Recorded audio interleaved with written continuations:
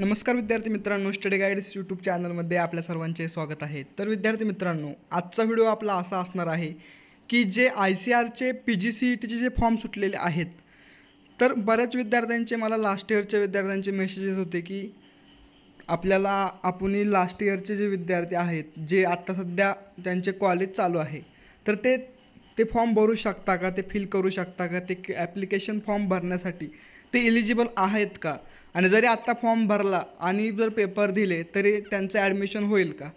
तर ह्या प्रश्नाचं उत्तर जे आहे तर ते मी काल सकाळी ICARला कॉल केलेला।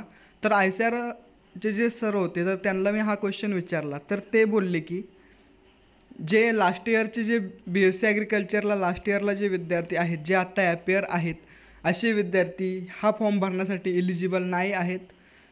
जेव्हा तुम्ही पासआउट होऊन तुमचे 8च्या 8 सेमिस्टरचे जेव्हा रिझल्ट सगळे लागतील, तेव्हाच तुम्ही ICAR PGCETसाठी पात्र असाल।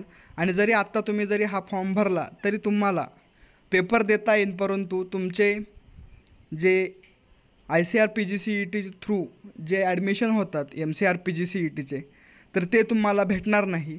आणि ज्यावेळेस तुमच्या ॲडमिशनची वेळ येईल त्यावेळेस तुम्हाला डॉक्युमेंट व्हेरिफिकेशनसाठी तुम्हाला तुमचे स्कोअर कार्ड 4 वर्ष तिथे लागणार आहे।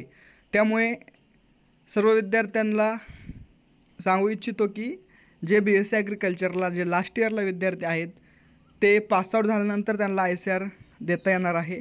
आत्ता ॲपियरमध्ये ICARचा फॉर्म हा भरता येणार नाही। तर विद्यार्थी मित्रांनो, अशाच नवनवीन अपडेट्ससाठी आपल्या चॅनलला आजच सबस्क्राईब करून ठेवा। धन्यवाद।